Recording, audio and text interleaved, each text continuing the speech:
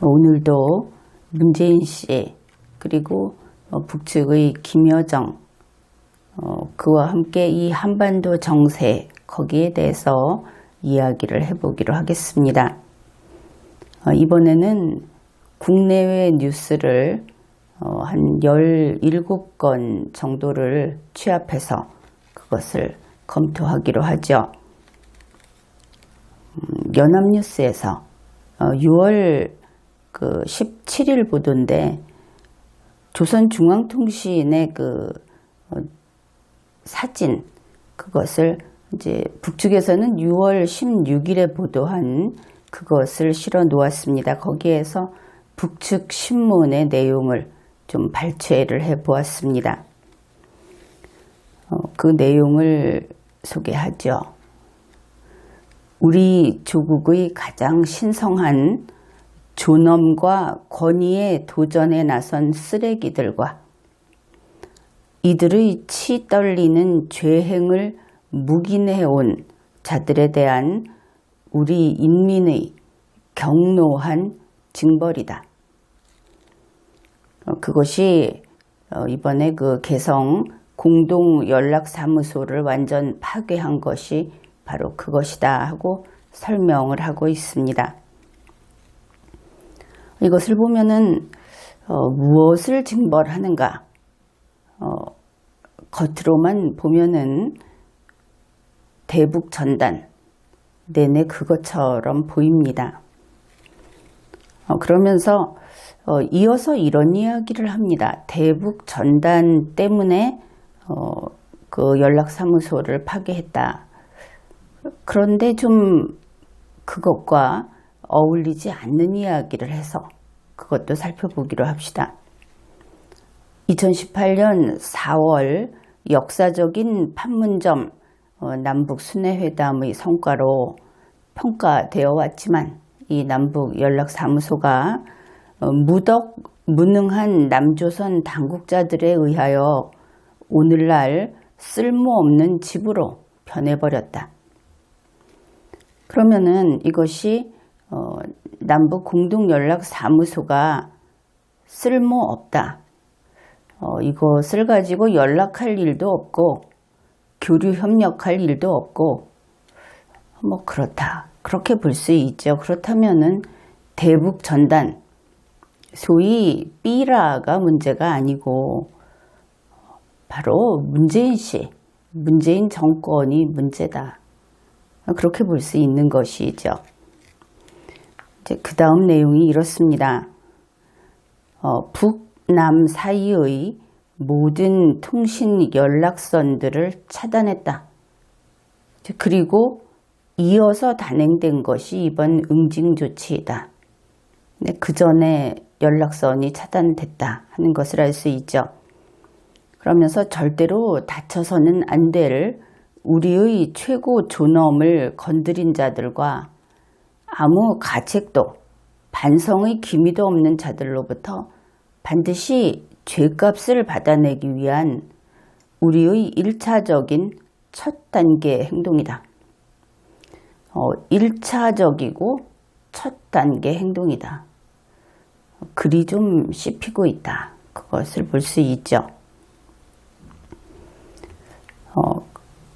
또다시 김정은이에 대한 비난 그런 것 때문에 이것을 하는 것이다 하고 중간에 좀 긴 내용이 있기는 있습니다. 이게 또 강조를 한 것이죠. 그러면서 지금과 같은 예민한 국면에서 남조선 당국의 파렴치하고 무분별한 태도와 대응 그것은 우리의 보다 강경한 보복 계획들을 유발시킬 것이다. 그런데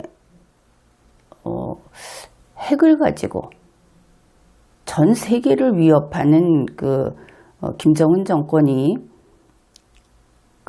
대북 전단 그것을 가지고 지금과 같은 예민한 국면이라고 할 것인가? 좀 침소봉대하는 것이 아닌가 그렇게 보이죠. 그리고 이번에 이 남북연락사무소를 폭파한 거기에 대해서 세계의 반응은 대단합니다. 먼저 유럽연합 EU에서 비난 성명을 발표했습니다. 또다시 북한 비핵화라는 것이 세계의 이슈로 된 것이죠.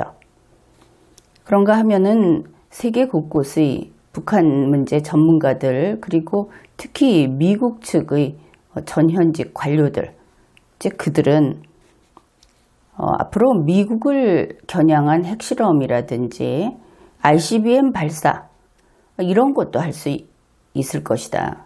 그것이 우려된다. 다시 말해서 미국을 직접 겨냥한다 하는 것을 그들이 레드라인이라고 말을 하는데, 레드라인을 넘을 수도 있다. 이런 반응이 나오고 있습니다. 그러면은 북측으로서는 이루을 것이 없죠. 또 이것이 예측 못한 바도 아닐 것이다. 그래서 이러한 것들을 보면서 북측이 왜 이러는 것일까? 또 하나는 그 이유들을 따져본다 하더라도 그러면 이런 무력 행동을 왜 지금 하는가? 왜 지금인가? 그것이 이제 의문시 되는 것이죠. 일단 표면상의 이유는 대북 전단이라고 하고 있습니다. 앞에서도 몇 차례 강조를 했죠. 그러면은 이러한 어떤 대립하고 있는 사이에서 이런 문제를 풀이할 때는 대북 전단 때문이구나. 이렇게 본다면은 그야말로 아주 저급한, 그것은 뭐 그 게임에 끼어들 수준도 안 되는 그런 평가다, 이렇게 봐야 할 겁니다. 따라서 대북 전단이라고 하는 것은 밖에 드러내서 말을 해도 되는 이유다, 핑곗거리다, 이렇게 보면 되겠죠. 물론 외신에서도 이것을 지적하고 있습니다. 이 대북 전단은 2000년대 중반부터 지금까지 계속된 것이다. 새로운 사실이 아니다 하는 것이죠. 그러면은 진짜 이유는 무엇인가? 이구동성으로 하는 이야기가 그렇습니다. 북측이 현재 경제적 위기가 극심하다. 그래서 대북 제재 해제가 절실하다. 그런데 북측에서 대북 제재 풀어달라고 요구한 게 어디 한두 번입니까? 벌써 오래된 일이죠. 게다가 특이한 것은 대북 제재를 해제하려면은 미국과 대화를 하면서 해 나가야 할 텐데, 그들이 그렇게 말을 한 것이죠. 미국 트럼프 대통령하고는 11월 대선 때까지는 만나지 않겠다. 더 이상 어떤 진전을 시키지 않겠다. 그뿐 아니라 한국의 문재인 씨하고도 대화하지 않겠다, 이러고 있죠. 결국 이런 상황에서 북측이 미국에 뭐 이것을 해달라 하고 요구하기보다는 한국에 해달라 하는 것이 가능하고 더 쉬워 보인다 하는 겁니다. 그런데 이렇게 양쪽 다 이런 태도를 보이고 있다. 그러면 또 왜 이러는 것일까? 그래서 경제적 위기, 위기 상황인데 그럼에도 불구하고 손쉽게 도움을 받을 수 있는 문재인 씨에 대해서까지 이렇게 아주 강하게 공격적인 태도를 보이는 것은 아마도 다른 이유가 있을 것이다. 그렇게 생각을 할 수 있는 것이죠. 우선 한 가지는 현재 문재인 정권이 어떻습니까? 국내에서도 폭주하고 있죠. 뭐 일당 독재, 뭐 법인이 여론이니 또 다른 국회에서 타협과 의논의 상대인 야당도 안하무인격으로 그렇게 문재인 정권이 지금 기고만장해 있다. 저게 정신 나간 거 아니냐 할 정도로 무리하고 있죠. 아무리 잘못해도 잘못했다고 하지 않고 자기들이 한 짓은 항상 옳다고 합니다.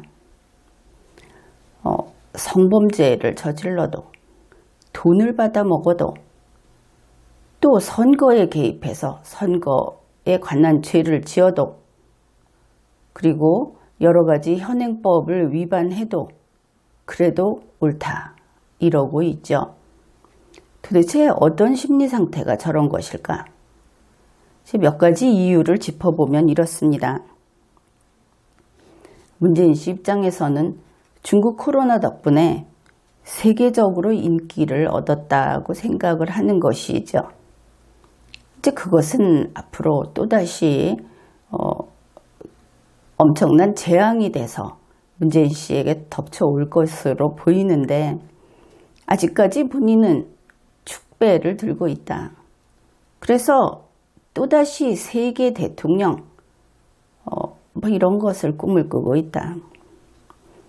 그 다음에 총선에서 압승을 했다. 이렇게 되고 보니까 오만해진 것을 알 수 있죠. 그 문재인 정권이 겁이 없고 오만해졌다 하는 것은 우리 국민 누구나 인정을 할 겁니다. 그렇다면 어째서 북측이 이렇게 펄펄 뛰는가 하는 것을 좀 짐작해 볼 수 있죠. 이런 생각을 해볼 수 있는 겁니다. 문재인 씨는 세계가 알아주는 문재인이다. 그래서 북한한테 너희들 이제 내 밑에 들어와라. 이런 것이 아닌가.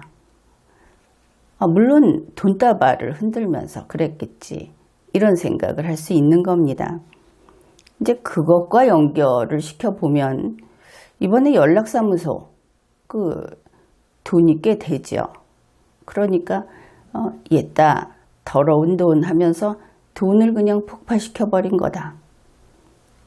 그것도 한 가지를 생각할 수 있겠습니다. 이제 그것이 아니면은 문재인 씨의 이 오만함이 하늘을 찌르는 오만함이 또 무슨 일을 저질렀구나.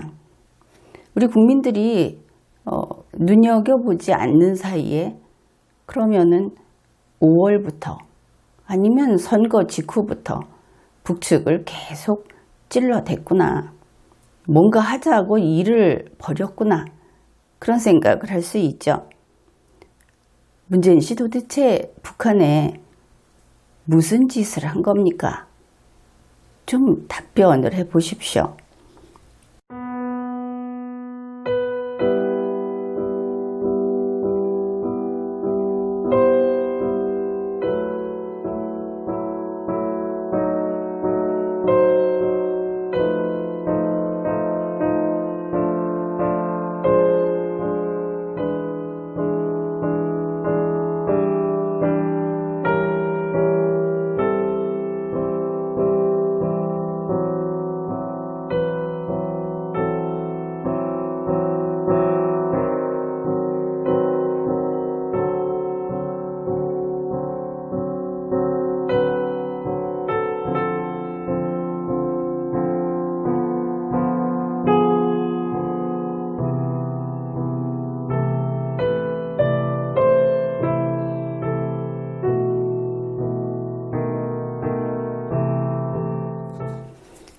그리고 이제 또 다른 왜 북측이 이러는가, 왜 지금인가 하는 데 대해서 또 다른 이유를 한 가지 생각해 본다면 바로 북측의 김정은이하고 관련된 어떤 권력 변동이 있는가, 그것을 생각해 볼 수 있는 것이죠. 이것도 결국 문재인 씨하고 연결시킬 수밖에 없겠죠. 우리가 알고 있기로는 문재인 씨는 김정은이는 사망하지 않았다. 처음에 물론 짐작을 못했던 것도 같고 그랬던 것 같은데 일정 기간은 김정은이는 살아있다. 이런 입장이었던 것을 알 수 있죠. 그런데 한 5월 말부터 그러니까 한 번 나타나고 사라지기를 반복하게 되니까 그러니까 그때부터 겉으로 말로는 부정을 하면서 속으로는 이거 정말 사망한 거 아닌가 하는 그쪽에 마음이 기울었을 수 있겠다. 이제 그 이후에 태도를 보면서 이렇게 추측을 해보는 겁니다. 게다가 김정은이가 그렇게 되면서 김여정이 등장했다 하는 것이죠. 김여정이 그 권력 승계를 한다 하는 데 있어서는 이 한반도 남북한 다 따져도 여러 가지 그 문제가 있죠. 이미 지적된 바와 같이. 그런데 상관없이 문재인 씨는 변호사 출신이니까 결과를 거두면 된다. 사실 그는 어떤 윤리의식이라든지 또 인간적인 문제라든지 하는 데는 관심이 없죠. 그래서 김여정이 등장하니까 어떻든 너희는 애들이고 문재인 씨 보기에 이번에는 여자냐 그러면서 북한을 장악하려고 했을 수도 있다. 물론 가서 지배한다는 이야기가 아니고 그 관계를 이야기하는 겁니다. 그리고 보면은 문재인 씨가 전에 같으면은 이거 하자 하는 이야기도 그렇게 쉽게 하지는 않았죠. 연락이 오면은 다시 하고 이랬는데 한 5월 말쯤 되면은 김정은이 뜻하고 상관없이 이거 하겠다 저거 하겠다 하는 것을 우리가 보았습니다. 그리고 이재명 씨라든지 박원순 씨라든지 각 그 지자체 이런 데를 앞세워서 모종의 일들을 해치우려고 했던 그런 것도 알 수 있다. 무슨 종합병원을 어떻게 하겠다. 이런 이야기도 나왔죠. 결국은 이제 돈 들고 설쳐댔다. 그것은 좀 짐작이 갑니다. 그래서 이러한 식의 그 문재인 씨의 어떤 그 서열을 뒤바꾸려고 하는 지금까지 그 좌파들에게 있어서 그런 행위가 이번에 이 문제를 일으킨 것이 아닌가 그렇게 생각을 해볼 수 있죠. 문재인 씨 입장에서는 김정은이의 생사와 관계없이 상대가 김여정이다 하는데 우리가 좀 판단의 기준을 세울 필요가 있습니다. 한국의 좌파들을 보면은 이렇게 말할 수 있죠. 좀 지독한 남존 여비 이제 그런 일종의 병에 들어있는 사람들이 많더라. 그것은 여러분도 인정을 할 겁니다. 막말로 여자들을 건드리고 미투 사건을 저지르고 하는 거 보면은 했다 하면 좌파들이었죠. 그것도 체면 알고 이름 알려진 그런 사람들이 그랬습니다. 그러니까 문재인 정권에서는 김여정이는 만만한 상대다 하는 것이죠. 사실 2018년에 김여정이 왔을 때 그때 그 청와대에서 내보내는 그런 그 짧은 글들 또 이런 그 반응들을 보면은 김여정이 방긋방긋 웃으면서 그 애교 떠는 그 옆에서 비 맞추는 그런 그 따지면은 노인이 젊은 하녀를 좋아하는 그런 분위기로 아주 반기는 그런 것을 우리가 본 적이 있습니다. 그래서 한국의 문재인 씨 좌파 정권은 김여정이를 안 무서워한다. 이것은 분명한 것 같죠. 그것을 한 몇 가지 짚어보기로 합시다. 김여정이가 6월 4일에 개성 연락사무소를 폐쇄하겠다 그랬습니다. 그리고 6월 9일에 남북 통신선을 차단했습니다. 그 다음에 6월 13일에 연락사무소를 폭파하겠다 이렇게 예고를 했죠. 그런데 그렇게 됐어도 문재인 씨 측에서는 김여정이를 도무지 인정하지 않았던 겁니다. 나중에 밝혀졌죠. 이거 폭파하는 그 당일에도 완전히 이거 무시하고 각자 딴 데 가서 딴 볼일 보고 있었다. 이거 뉴스 나왔습니다. 이러한 태도는 문재인 씨 측에서 지금도 연락사무소 폭파를 철거라는 말로 표현하고 있다 하는 데서 또다시 확인이 되죠. 철거라는 것은 아무것도 아니다. 그런 의미가 되는 겁니다. 그뿐 아니라 도리어 6월 15일에 북측에다 이런 연락을 한 것이죠. 김정은이 만나러 정의용, 서훈을 파견하겠다. 특사 보내겠다. 그러니까 김여정이 여기에 대해서 이렇게 말을 했다고 합니다. 뻔한 술수가 엿보이는 이 불순한 제의를 철저히 불허한다. 그런데 좀 이상하죠. 특사 파견한다는 것은 가면은 무슨 선물도 갈 것이고 또 만나서 필요한 것도 서로 의논할 수 있을 것이고 그런데 김여정은 왜 이것을 두고 불순한 제의다. 뻔한 술수다. 이런 경계심을 보였던 것일까? 여기에서 우리는 그렇다면 문재인 씨 측에서 왜 가려고 했는가 하는 것을 생각해 볼 수 있는 것이죠. 가서 김정은이의 사망을 직접 확인하고 싶었던 거다. 진짜 뭔지 알아보고 싶어서 특사를 보내겠다고 한 것이다. 그러니 김여정이 노발대발하면서 그것을 막았던 것이다. 이렇게 생각해 볼 수 있겠죠. 특사가 가는 게 무슨 불순한 제의가 되겠습니까? 그리고 나서 북측에서는 6월 16일에 연락사무소를 폭파했습니다. 이것이 폭파되면서 세계가 깜짝 놀랐습니다. 그런데 문재인 씨 측은 이것조차 철저히 무시했다 하는 것이죠. 문재인 씨 군대에서 그 군에서 한 설명입니다. 이번 이 연락사무소 폭파라고 하는 것이 9.19 군사분야 합의 위반에는 해당되지 않는다. 그거 북한 땅에 있는 구조물을 철거한 건데 그게 무슨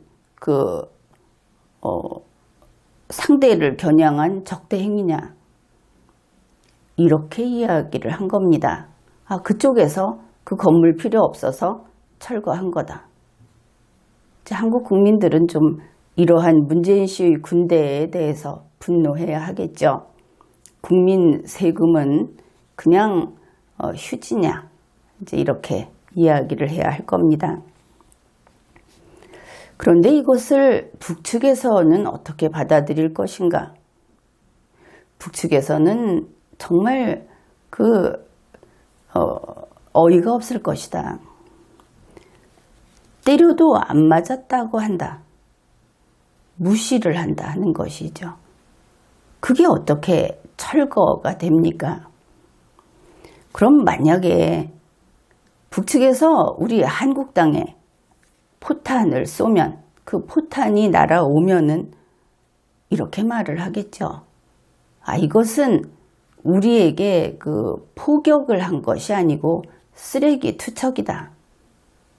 그렇지 않습니까?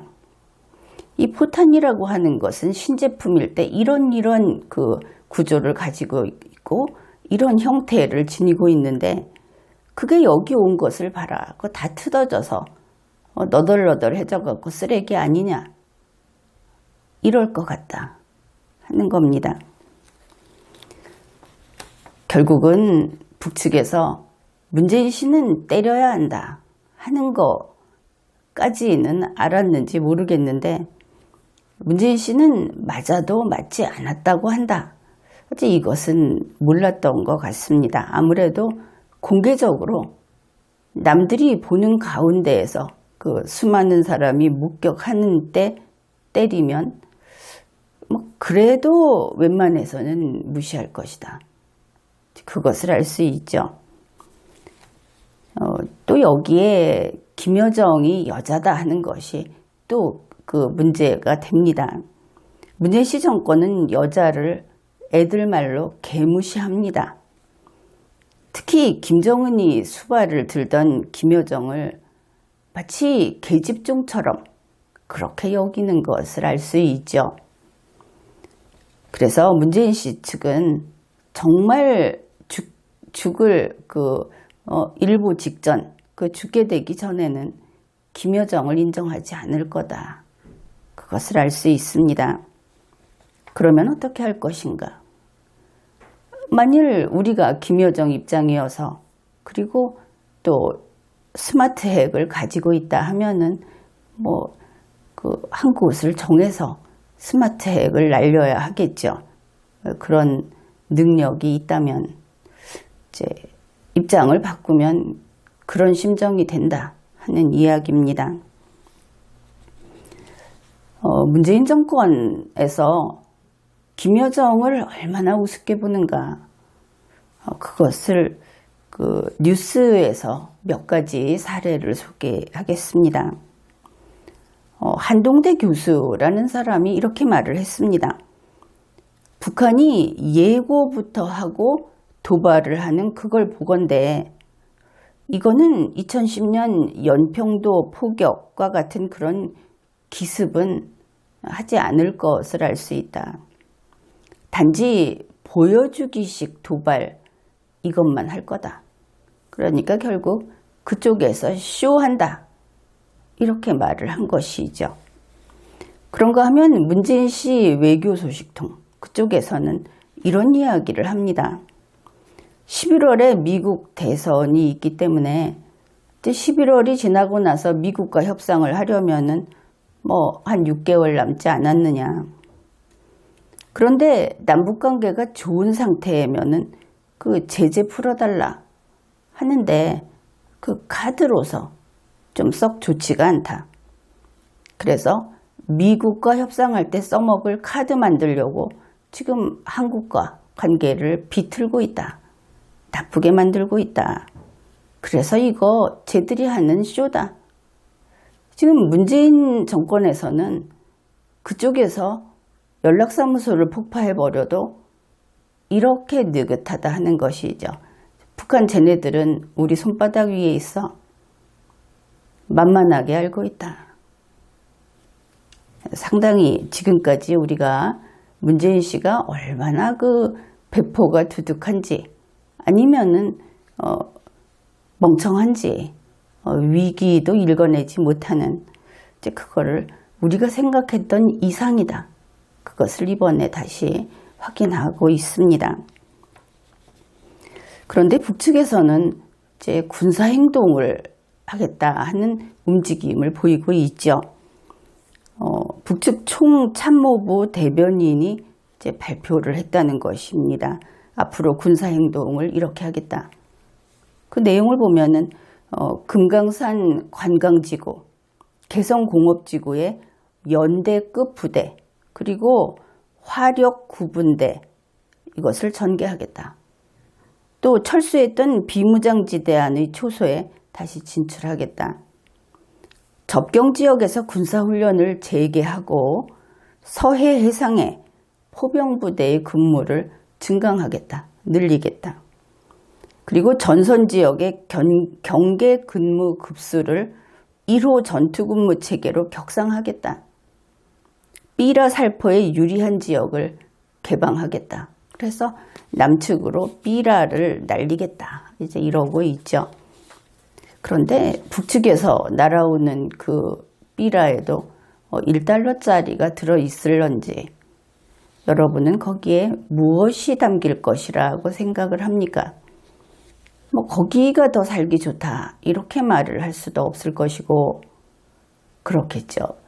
도대체 삐라에 무엇을 담아서 이쪽에 타격을 줄 수 있을 것인가? 문재인 씨 측에게 타격을 줄 수 있을 것인가? 한번 생각을 해 보십시오. 이제 이것은 문재인 정권이 얼마나 북한을 무시하고 있는가. 김여정에 대해서 무슨 소리를 해도, 아니 그 연락사무소를 폭파를 해도 뭐 신경도 안 쓴다.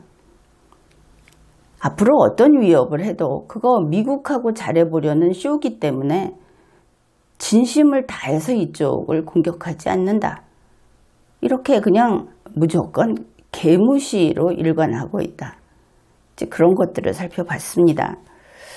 이제 그런가 하면은 문재인 씨 자신도 이제 그러고 있다 하는 겁니다. 이것은 좀 감정적인 면이 보이는데 이런 것이죠. 문재인 씨가 이제 6월 16일 북측에서 연락사무소를 폭파한 바로 직후에 국가안전보장회의 NSC 그 상임위를 열었는데 거기 그냥 빠져버렸습니다. 참석하지 않은 것이죠. 그러면은 왜 그런가? 여기에 대해서 뉴스에 나온 것을 참고하면은 이제 이런 식이 됩니다. 북측에서 문재인 씨를 평가절하했다. 그러니까 김정은이는 트럼프 대통령이나 그 시진핑 그런 급의 그 국가 원수 혹은 국가 정상을 상대하고 문재인 씨는 김여정이가 상대하는 거다. 이렇게 한 그 구도, 그거를 이제 문재인 씨가 깨뜨리겠다. 그런 의미에서 회의에 참석 안 했다. 이렇게들 보도를 하고 있습니다. 그러면서 뉴스에 따르면 앞으로 그러면 우리 측에서는 도대체 어느 정도의 몇 급 정도의 인물이 김여정이를 상대해야 할 것인가? 이제 누가 나올 것인가? 그것을 점쳐보자 하는 이야기까지 나왔습니다. 분명한 것은 문재인 씨 자신이 그리고 청와대가 김여정이를 무시하고 있다 하는 것을 공표를 해버렸다 하는 것이죠. 모두에게 알린 겁니다. 속으로만 그렇게 생각한 것이 아니고. 그리고 6월 17일 문재인 씨 측에서 드디어 이제 사람이 나섰습니다. 윤도한 국민소통 수석이 나선 것이죠. 그러면 이 사람이 앞으로 김여정을 상대할 것인가? 문재인 씨는 이 사람이 김여정을 상대하기에 급수가 맞다고 판단을 한 모양이다. 이렇게 생각을 해볼 수 있습니다. 윤도한 국민소통 수석이 사정없이 김여정을 몰아붙였습니다. 김여정의 몰상식한 행위, 사리분별을 못하는 언행을 더 이상 참기 어렵다 하면서 경고를 날렸습니다. 그 다음에 비공개로 대북 특사 파견을 제의했더니 이걸 일방적으로 공개해버려 하면서 이런 비상식적인 행위를 하는 이렇게 그냥 입에서 욕 나오기 직전처럼 보이죠. 그러면서 훈계까지 했습니다. 김여정이 앞으로 기본적인 예의를 갖춰라. 이렇게 했다. 아무튼 문재인 씨는 윤도한 국민소통 수석과 김여정이가 같은 급이다. 이렇게 보고 있는 것을 알 수 있습니다. 그런데 이 같은 날 문재인 씨는 또 국가안전보장회의 NSC 상임위원회 긴급 화상회의 모니터 보면서 하는 이것을 개최했는데 여기 또 참가하지 않았습니다. 참석을 하지 않은 것이죠. 그러니까 이 회의 자체를 격화시켜가지고 그래서 문재인 씨는 참석하지 않고 정의용 씨가 그 위원장으로서 그 회의를 소집했다. 결국 문재인 씨와 그 문재인 청와대는 김여정이를 격화시키는 것을 의도적으로 반복적으로 이렇게 대외에 과시를 하면서 그것을 보여주고 있다. 그것을 알 수 있습니다. 그리고 이제 김현철 통일부 장관이 사의를 표시했다, 이런 뉴스도 나왔죠. 그런데 김현철 씨가 그렇게 이런 것들을 책임질 자격이 있겠습니까? 그저 시키는 대로 했던 셀에 불과한데. 그래서 이거로 땜질하고, 그제 대충 땜질하고 김여정이는 뭐 국민소통 수석급으로 대우를 하고 이런 것인가? 그런데 이렇게 해놓고 나서 혹시 김여정이가, 그렇게 무시했던 김여정이가 이제 문재인 씨 보고 통일부 같은 소리 하네 하면서 통일부 폐지해라 이러면 어떻게 할 것인가? 그러면은 통일부 폐지는 못하고 통일부 장관 자리는 쭉 공석으로 비워둘 것인가? 눈치만 보면서 그것도 좀 궁금해집니다. 아무튼 지금까지의 그 경과를 보면은 문재인 씨 정권은 그 북한을 소위 그 개무시로 일관하고 있는 것 같다. 그렇게 보입니다. 어떻게 북한을 개무시하느냐? 지금 김정은이가 약해져서 뭐 살았는지 죽었는지도 모르고, 김정은이가 무엇인가 할 수 있으면 나와서 할 텐데 그게 아니라 여자인 김여정이가 나와서 뭘 해보겠다고 하고 있다. 그러니 그 중국 코로나 그 승리감에 도취해가지고 어떻습니까? 미국까지 무시하고 있는 그런 문재인 씨 아닙니까? 그러니 뭐 북한 무시하는 거야 할 수도 있겠죠. 그러면은 이 한국의 좌파 세력들, 또 여권이라고 해야 하겠죠. 문재인 정권 쪽에 가까운 그들이 어떤 발언을 했는가? 이제 우리가 다 알고 있는 내용인데 이것을 보면 좀 더 우리가 생각했던 그런 것이 정말 그런 것 같다. 이렇게 보입니다. 예를 들면 이런 것이죠.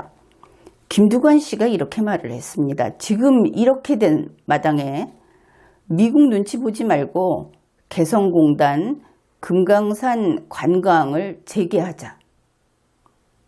이거 보고 또 저 김두관 친북이냐 이렇게 말을 할지 모르겠는데 잘 보십시오.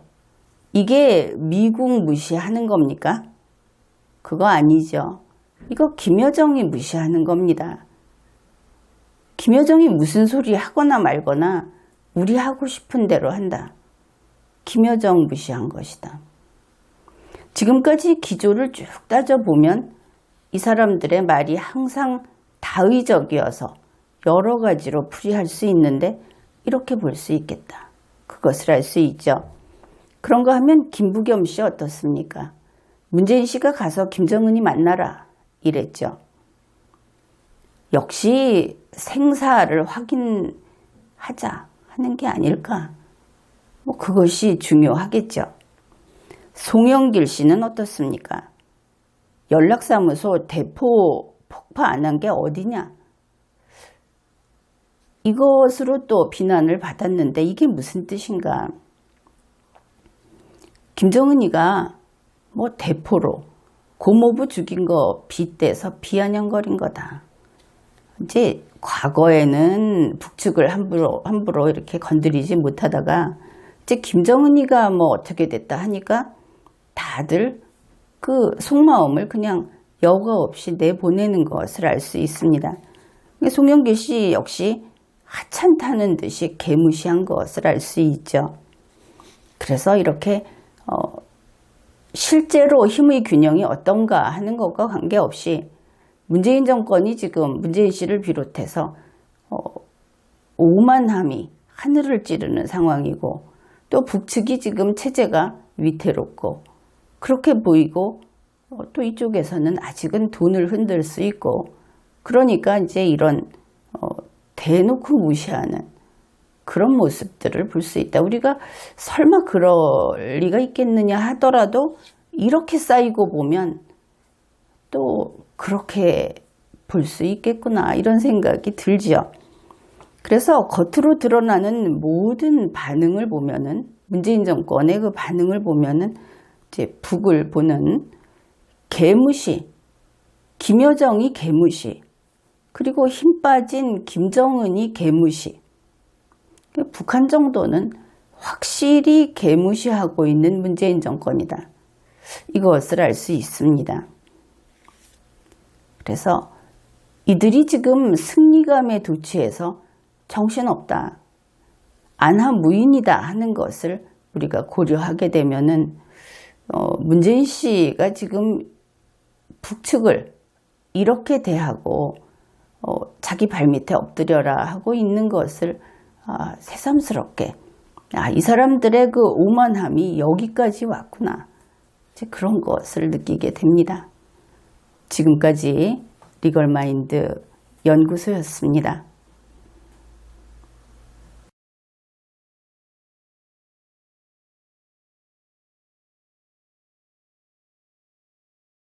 이북 김정은이의 여동생 김여정이 담화문을 발표했죠. 여기에 대해서 2020년 6월 13일 미국의 소리 뉴스 VOA는 이런 제목으로 보도를 했습니다. 대적 행동권 군에 넘길 것. 그러니까 적에 대한 그 행동을 하는 권한을 군대에게 넘긴다. 흔히 군부 이렇게 말을 하면은 더 쉽겠죠. VOA가 뽑은 제목이 참 이상하다. 보는 순간 우리 국민 중에는 그런 생각을 한 사람이 많을 겁니다. 왜 이 제목을 뽑았을까? 원래 이 군이라고 하는 것은 최고 통수권자가 장악을 하고 있어야 하는 것이죠. 그런데 그 권한을 군 자체에게 넘겨준다. 이것은 참 심각한 여러 가지 경우를 생각할 수 있다. 그렇죠. 더구나 이번에 이 김여정의 담화, 그것은 우리 한국 측, 문재인 정권 측에 대해서 군사행동까지, 그러니까 거의 공격하겠다, 이런 식의 이야기까지 한 것인데, 중요한 것은 글 속에는 반드시 진실이 담겨 있다 하는 것이죠. 그래서 이번에 이 김여정의 담화, 그것을 차근차근 분석해 보기로 하죠. 김여정은 북한 노동당 제1부부장입니다. 그런데 우선 그가 이런 이야기를 한 것이죠. 위원장 동지와 당과 국가로부터 권한을 부여받았다. 그리고 현재는 김여정이 가장 그 대표적인 북측을 대표하는 인물로 뉴스에 종종 나오고 있죠. 그렇다면은 사실상 우리가 알고 있기로는 거의 1인자가 아닌가, 이런 생각도 할 수 있을 겁니다. 아무튼 이제 그가 한 이야기이기 때문에 중요하다, 그렇게 봐야 하겠죠. 이제 그의 이야기입니다. 확실하게 남조선 것들과 결별할 때가 된 듯하다. 어차피 우리 북측이나 여기나 좀 다르기는 하지만 우리 말이니까, 결별한다 하는 뜻은 무엇입니까? 지금까지 같이 있다가 헤어진다, 그런 뜻이 되겠죠. 적어도 아마 그런 식으로는 풀이를 하는 것이 무난하다. 그러면은 결별하기 전 단계에는 무엇인가? 관계가 좋든 싫든 옆에 있었고 거리상 가깝고 이야기를 할 수 있었고 이렇게 볼 수 있겠죠. 그런데 결별하면 그것이 다 딱 끊어지는 겁니다. 이제 여기에서 그러면 어떤 일들을 하려는 것인가? 우리가 몇 가지 추측해 볼 수 있죠. 대화하지 않겠다. 만나지 않겠다. 왕래하지 않겠다. 뭐 그런 거 할 수 있죠. 그러면은 간단히 말해서 교류 협력 안 하겠다는 것이구나. 여기에서 한 가지 더 확장을 해 본다면은 교류 협력을 하지 않으면은 남북 교류 협력에 관한 법률 그것은 사문화됩니다. 그렇다면 교류 협력에 관한 법에 토대해서 대북 전단 날리는 사람들을 처벌하겠다 하는 것도 의미가 없어지는 겁니다. 이러고 보면은 북측에서는 대북 전단 날리는 그들이 대상은 아니구나. 직접 문재인 씨가 그 대상이구나. 누구나 알고 있겠지만 다시 한번 확인을 할 수 있는 것이죠. 두 번째, 그는 이렇게 말을 했습니다. 곧 다음 단계의 행동을 취할 것이다. 다음 단계의 행동이 있겠구나 할 수 있죠. 그러면 다음 단계의 행동이 무엇일까 궁금해집니다. 이제 세 번째 문장입니다. 보복 계획들은 대적 부문 사업의 일환이 아니라 우리 내부의 국론으로 확고히 굳어졌다. 그러니까 하려고 하는 것이 보복 계획들이다 이렇게 되어 있죠. VOA가 이렇게 썼으니까 그들은 아마도 자료에서 단수복수를 읽어냈을 것이다. 그러면 적어도 2개 이상은 되겠구나. 그렇게 생각을 할 수 있죠. 이 보복 계획들이라고 하는 것은 북측 내부의 국론으로 확실히 굳어졌다. 이거 좀 특이하죠. 북측이 언제 국론을 모아서 어떤 일 하는 곳입니까? 상명하복이지. 그렇다면 위로부터 내려가는 일원화된 통제 체제가 조금은 흔들리는 것인가? 혹시 1인의 명령에 따르는 것이 아니고 2 이상의 그런 권한, 그런 권력에 복종하는 것인가? 그것을 국론이라고 한 것인가? 그것 또한 생각해 봐야 하는 겁니다. 아무튼 그렇게 굳어졌다. 그러면 확실히 하겠다 이런 뜻이 되겠죠. 게다가 이것이 내부의 국론이다 그랬으니까 만일 그것이 평양 시민이다. 그러면 평양 시민들에게 보란 듯이 이거 봐라 보복했다 하고 보여줄 수 있는 것이어야 하고 그것이 군부나 소수 권력자 그룹이라고 한다면은 그들의 성에 차게 그렇게 보여줘야 한다. 이것을 우리가 알 수 있습니다. 그렇다면은 최소한 문재인 정권에게 직접 타격을 하는 무엇이어야 이 보복 계획이라는 것은 의미가 있겠다. 무슨 테러를 한다든지 민간인을 다치게 한다든지 하는 그것이 아니다. 이런 내용을 읽어낼 수 있는 겁니다. 한 가지 특이한 것은 이것이 대적 부문 사업의 일환이 아니다. 적을 상대로 하는 사업의 일환이 아니고 내부의 국론이다. 이 부분도 참 특이하다. 또 나중에 자료가 더 나오게 되면은 이것도 보다 확실하게 알 수 있게 되겠죠.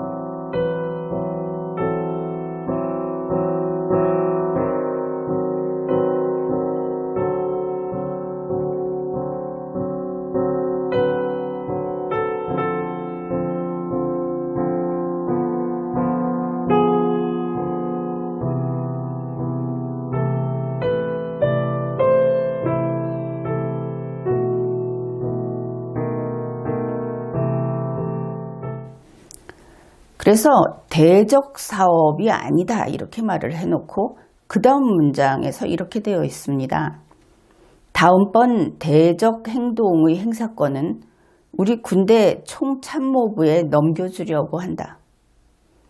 아니 그러면은 앞에 있는 보복 계획들은 대적 부문 사업이 아니라고 했는데 이번에 이야기한 다음번 대적 행동 그 행사권은 군부에게 넘겨주겠다. 여기에서 우리가 몇 가지로 생각을 해봐야 하겠죠. 앞의 문장이 틀리지 않았다면 이번 문장은 보복 계획과 별도로 적에 대한 행동, 대적 행동을 하겠다. 이제 두 가지가 된다. 보복 계획이 2개 이상이고 그 다음에 적에 대한 행동을 또 하겠다. 원수에 대한 행동을 하겠다. 그거 군대가 할 거다. 이렇게 풀이를 해볼 수 있습니다. 아무튼 한 사람이 연속해서 한 말이기 때문에 세 번째 문장과 네 번째 문장이 그 관계 정리가 되지 않고 있죠.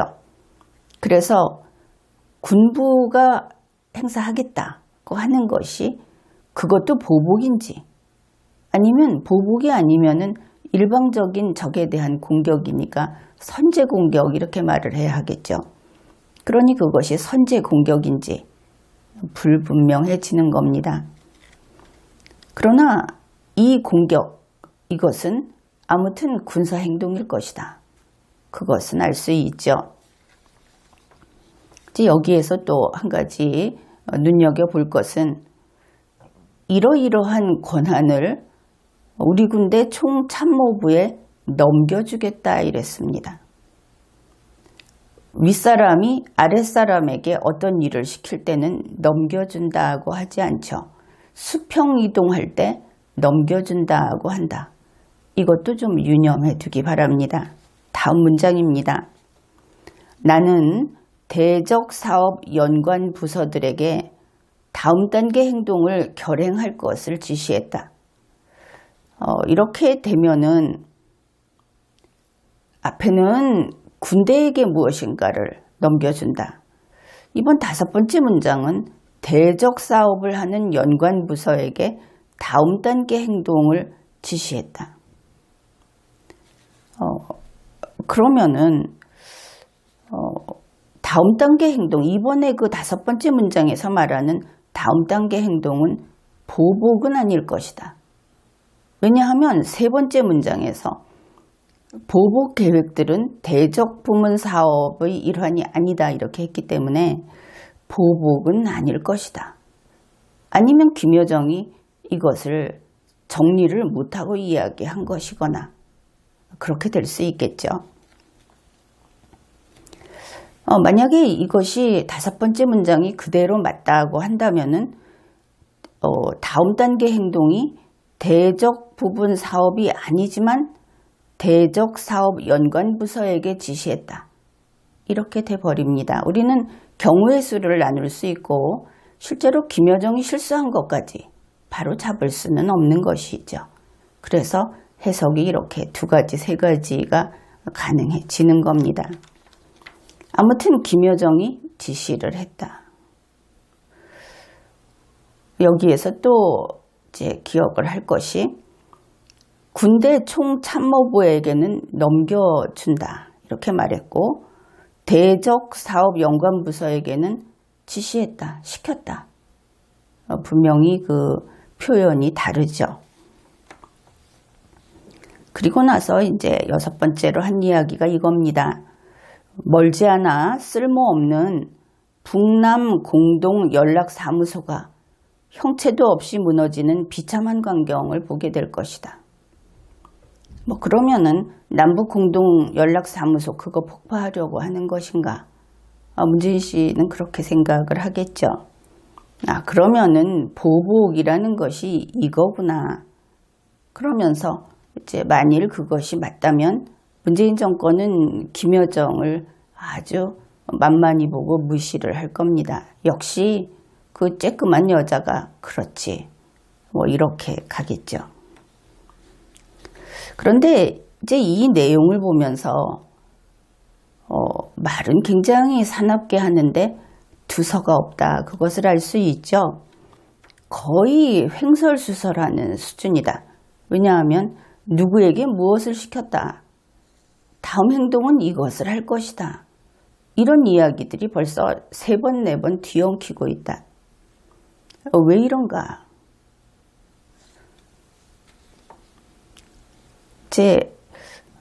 김여정의 그 능력의 문제도 될 수 있고 현재의 북측의 상황의 문제도 될 수 있다. 그렇게 봅니다. 아무튼 앞에서 우리가 유념해두자 했던 것이 있었죠.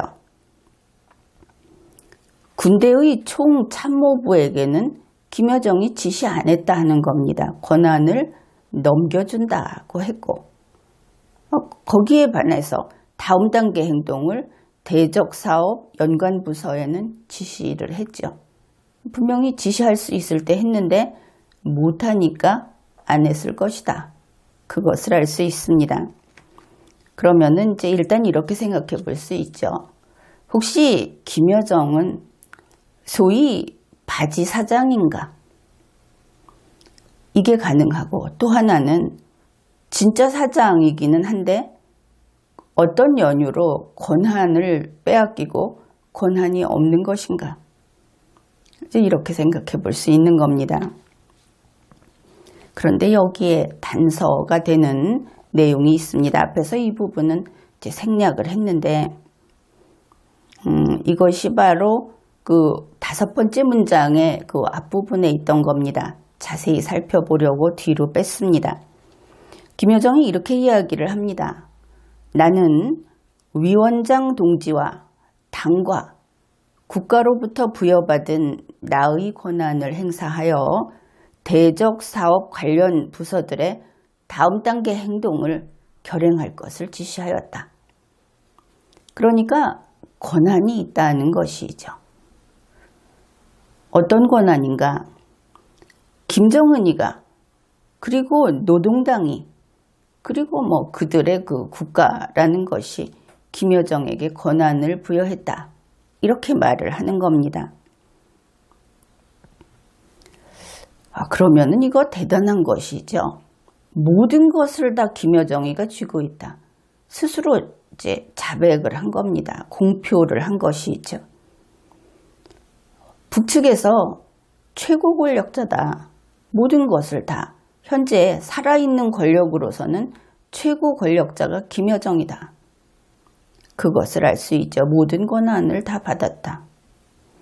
권한이라는 것은 여기에 있으면 저기에 없는 것입니다. 유일무이한 것이죠. 여기에서 알 수 있는 것이 권한을 김여정이 부여받았다면 김정은이에게는 없겠구나. 그것을 알 수 있죠. 사실 김정은이에게 권한이 있다면 김여정은 이렇게 말을 했을 겁니다. 김정은 위원장의 지시에 따라. 그런데 그렇지 않죠. 지시를 누가 했습니까? 김여정 스스로 했죠. 이것은 중대한 요점이다. 중요한 부분이다. 이렇게 말을 하겠습니다. 권한은 김여정에게 주어졌다. 김정은이에게는 권한이 없다. 권한을 행사한 것은 김여정이다. 김정은이의 지시에 따랐다면 권한은 김정은이에게 있는 것이다. 이렇게 정리가 되겠죠. 그러면 어째서 김정은이의 권한이 제로인가? 아니면 김정은이가 권한 행사를 하지 않거나 하지 못하고 있는 것인가? 가능한 것은 몇 가지가 됩니다. 김정은이가 사망했거나 그렇겠죠. 이유는 많죠. 사망했는데 그럴 리가 있느냐 이런 이야기는 하지 맙시다.